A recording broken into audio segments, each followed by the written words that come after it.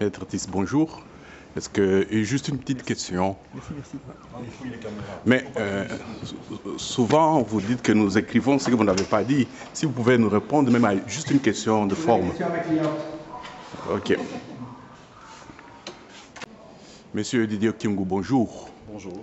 Nous venons d'un procès ici au tribunal du commerce à Bruxelles. Est-ce que vous pouvez nous dire quel était l'objet de ce procès?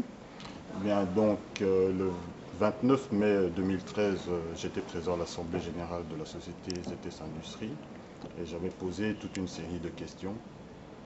Malheureusement, les questions qui ont été alors fournies par les administrateurs de cette société ne respectaient pas le prescrit de la loi. Notamment, ils ont fourni des réponses à plusieurs questions. Ils ont regroupé certaines de mes questions et ils ont fourni des réponses globales. Or, ça, c'est une violation de la loi. C'est pourquoi je me suis résolu à citer une fois de plus cette société devant le tribunal de commerce de Bruxelles, siégeant référé. Bien, dans la plaidoirie, l'avocat de ZS a dit que vous cherchez plutôt une tribune pour vous faire une place politique. Qu'est-ce que vous en dites? C'est très risible. Si j'ai, par le passé, vous savez, j'ai eu une vie antérieure. J'étais représentant d'un parti politique. Donc si c'était pour des visées politiques, c'est pas en tant qu'actionnaire que moi je viendrais demander des comptes à cette société. Ok. Votre avocat dit que ZS avait été débouté par le BSECO. Et bizarrement, ZS s'est retrouvé donc avec le marché. Est-ce que vous pouvez donner un peu plus d'informations là-dessus? Bien oui, c'est ça. Je ne cesse d'interroger cette société sur ce point-là. Comment est-ce qu'ils auraient obtenu ce marché, puisque la société qui avait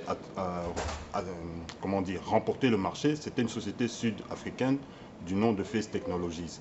Alors, dans leurs explications qu'ils ont notamment fournies au Palais Royal et au ministère belge des Affaires étrangères, ils disent que la société sud-africaine en question n'avait pas pu finaliser le montage financier et que c'est parce qu'ils seraient arrivés en deuxième position que les autorités congolaises leur auraient attribué ce marché ensuite d'une seconde procédure. Mais toutes ces affirmations ne sont étayées par aucune pièce. Aucune pièce. Ils sont là, vous avez pu suivre M. Cheikh Fita, qui ne conteste pas l'authenticité du rapport du BSECO. Or, le rapport du BSECO est clair. Leur offre ainsi que celle de 3 autres sociétés a été purement et simplement rejetée. Alors, quand ils affirment qu'ils auraient été classés en deuxième position, où sont les documents de ce marché? Où c'est prouvé par quel document? Jusqu'à ce jour, cette société n'a produit aucun document à l'appui de cette affirmation. Est-ce que vous pouvez nous parler aussi des doublons qu'on avait constatés lors des vérifications? C'était quel chiffre? Votre avocat en a parlé, j'aimerais vous l'entendre dire. Oui. Donc, vous savez bien que le 3 août 2011, la société belge ZS a produit un rapport partiel où elle avait procédé à une analyse sur 4 provinces, donc Bandundu, Équateur, province orientale et Kinshasa, et ça avait fait ressortir un chiffre de 2 millions et quelques doublons qui, extrapolé à l'ensemble de la République démocratique du Congo, donne un chiffre avoisinant les 9 millions de doublons. Et j'avais posé déjà en 2012 une question par rapport à ce problème de doublons, de dire que le 24 juillet, la CENI a publié un chiffre de 32 240 000 électeurs, si je ne me trompe pas. Pourquoi ce chiffre annoncé le 24 juillet 2011 n'a jamais été corrigé malgré l'opération de nettoyage du fichier exécutée par la société ZS? Si vous vérifiez, vous verrez que ce chiffre de 32 millions est resté constant. C'est celui qu'on retrouve dans la décision proclamant les résultats provisoires de l'élection présidentielle. C'est le même chiffre qu'on retrouve dans l'arrêt qui proclame, l'arrêt de la Cour suprême de justice qui proclame le vainqueur de l'élection présidentielle. Donc là, il y a un problème. Est-ce que ZS a fait son boulot ou n'a pas fait son boulot? C'est ça le point d'interrogation. Autrement dit, pour vous, ZS a été partie prenante dans les hold-up électorales du 28 novembre 2011? D'une façon ou d'une autre. D'ailleurs, ça fera l'objet d'un dépôt imminent d'une plainte auprès des autorités belges.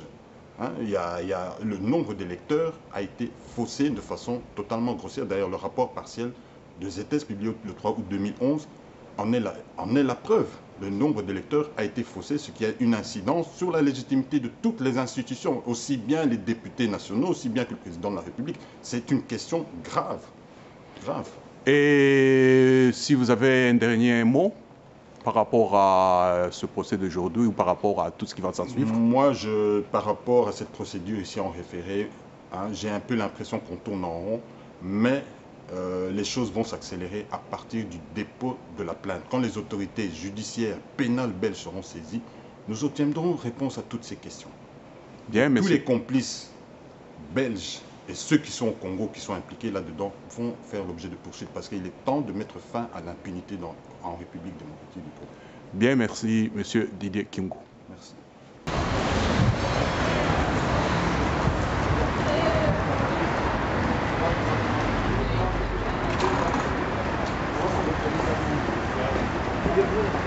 Thank you.